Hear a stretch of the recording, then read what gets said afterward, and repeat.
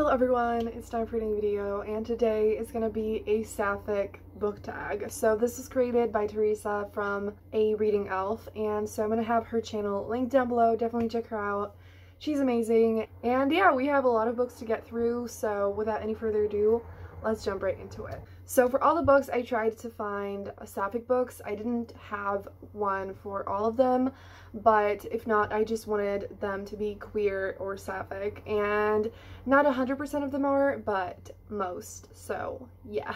So the first prompt is CRIER'S WAR, a book with the enemies to lovers trope. So for that, I picked Meet Cute Club by Jack Harbin, which is an own voices male-male romance, and I can't think of a Sapphic enemies to lovers, or just queer enemies to lovers in general. Like, maybe I'm just blanking on it.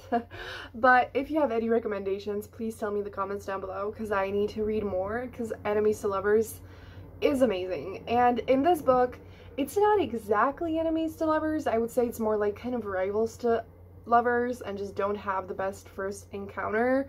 But basically, they both take part in a romance reading book club, and it is extremely cute and just wonderful and like really romantic and kind of soft, and books are a big part of it. From a big part, it's also a love letter to romance books, and it's just absolutely incredible, and more people need to read it. So if you haven't read it yet, you need to get on it. The next book is a book with Asian representation. So the first one that I want to pick for this is The Henna Wars by Adiba Agadar, which is a YA contemporary romance. And basically this book is about like a business competition where in one class they need to just create a business, and the one that wins, I think, gets money for it. Both of the main characters actually end up having a henna business, so they kind of become rivals because of that. And there's also a lot of talk about cultural appropriation, and it's a really great book, and also more people need to read it, and I really enjoyed it. And yeah. And the other book that I picked for this as well is Tell Me How You Really Feel by Amina May Safi, which I have not read. So yeah, I haven't read it yet. I've been wanting to for so long, and like, I don't know why I haven't read it yet. I don't have a single excuse. This book, I don't know much about. It's also a YA contemporary, and I think that one of the two characters she wants to be like a director or something. So I think like it's kind of partially a lot about like films and things like that. And I think this is enemies to lovers actually, maybe, as well. The next prompt is These Witches Don't Burn, a book with magic. So the one that I picked for this is The Dark Wife by Sarah Deemer, which is a Sapphic Hades and Persephone retelling, which I really enjoyed, and it's really quick to get through and really fun, and there's magic in it. Obviously there are gods. I really enjoyed this book, so if you like fantasy romance books, definitely check it out. The next prompt is This Is How You Lose the Time War, a book with star-crossed lovers. The one that I picked for this is Court of Lions by Samaya Dowd. So this is the sequel to Mirage, and in case you did not know, there is a Sapphic romance in the second book, so in Court of Lions. And I recently read Mirage. I am still speechless over it. It's absolutely incredible. One of the best books that I've ever read. So yes, I mean, technically there is like Sapphic representation in that book, but you don't know it yet.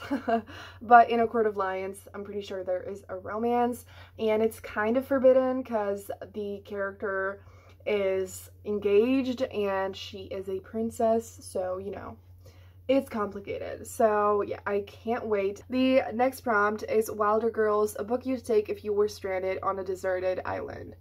This is impossible. Like, I don't know how I'm supposed to choose something like that. If I think about it too much, I'm just gonna have a complete crisis. So the book that I picked for this is The Shadows Between Us by Tricia Levenseller. Again, impossible to decide, and I just was completely conflicted, and like, I don't know what I would take, like, but yes, this is one of my favorite fantasies ever at this point. I read it last month. This is a YA fantasy about a girl who is very, very ambitious, and she wants to marry the Shadow King so that she can kill him and become the queen, and he has plans of his own, and it's kind of, it seems like enemies to lovers, but they kind of become friends, and it is one of the best fantasies I've ever read. So it's not queer, but it's one of my like new favorites, and just, oh my god, it's incredible. And I feel like this book is kind of like, you know, powerful characters who on a stranded island could kind of give me strength. The next prompt is The Miseducation of Cameron Post, a book-to-screen adaptation. This was very complicated, so I have kind of unconventional options for this. So the first one is the one that like fits the best, and that is Simon vs. the Homo Sapiens Agenda by Becky Albertalli. I did not remember that I have a floppy book copy. So this you have probably heard of, and I don't love the movie, but I don't hate it, and I love the book. Like, I adored it, and I love texting in books and things like that, and it's just absolutely incredible, and it's just a really important and wonderful book. And yeah, and then the next one, I have three. So the second one is Six of Crows by Leigh Bardugo, which has queer representation as well, and it is going to be a TV show. I don't know when that's coming out, so it's not out yet, but it will be. The third book that I have for this is A Very Large Expanse of Sea by Tara Mafi, which is also going to be a movie, so I think it's like further in the process than just having the like rights signed, so I think that the movie could be pretty soon. I don't remember exactly, but I love this book, and so I wanted to include it. Again, it's unfortunately not queer, but it's one of my all-time favorite YA contemporary books, and I just wanted to mention it because it's absolutely incredible. It is set a year after 9/11 in New York, and the main character is Muslim, and she has to deal with a lot of Islamophobia and racism and just terrible people. But it's also just a super beautiful romance, which could also count for the star-crossed lovers, and it's just one of the most raw and beautiful and real and just powerful, incredible books that I've ever read. The next prompt is How to Make a Wish, an upcoming release you wish you had right now. I have three. There are actually more, but I have three Sapphic ones that I just had to mention. So the first one is Cinderella is Dead by Kaylin Barron. So this book actually came out already, but I want to get the British paperback version of it, and that one is coming out like the first week of August, and I really want it like right now. And it is kind of like a retelling of Cinderella, and it's Sapphic, and I think I'm gonna absolutely love it. And the cover is one of the most stunning covers I've ever seen in my life. So I want it, please, right now. The next one is I Think I Love You by Oriane de Sombre, which is a book that was supposed to come out this summer, but because of everything, it's unfortunately pushed back to, I think, winter of 2021. And so I desperately want it. Like, I want it so bad. It is, I think, like, rivals to lovers. The cover also is so beautiful, and just like, oh my god, I don't know much about it, but I think it's gonna be incredible, and like, I want it. Okay, the next one is The Priory of the Orange Tree, the biggest book you've read. So I have not been reading pretty much any big books like for the past year. So the one that I ended up picking is a book that I really want to read that is pretty big, and that is The Never Tilting World by Rinch Becco. It's like 500 pages, which is more than I'm used to, but I really want to read it. It's a YA fantasy where the world is kind of split in two, and we follow two main characters who are, I think, sisters, and they both, one of them has a sapphic romance, and I've heard absolutely incredible things about it, and I just really want to read it. The next one is Sawkill Girls, a spooky book. So I don't read spooky things at all. I don't like horror or anything of that sort. But the one that I picked for this is Ghost Squad by Claribel A. Ortega. So this one isn't queer, but I absolutely loved this book, and it's about ghosts, which I felt like was a really good pick for a spooky book, and I loved it. It's a middle grade, and the cover is stunning, and it's very like heartfelt and heartwarming and it's a lot about family, and it was pitched as Coco meets Stranger Things, and I really felt the Coco vibes in it, and I really recommend it if you haven't read it yet. And then we have recommend a Sapphic book. I have 4 because I just could not resist, and also I still haven't made a Sapphic book recommendation video because I just feel like I've been waiting for a moment when I have like a satisfying number of Sapphic books that I want to recommend that not many people know about.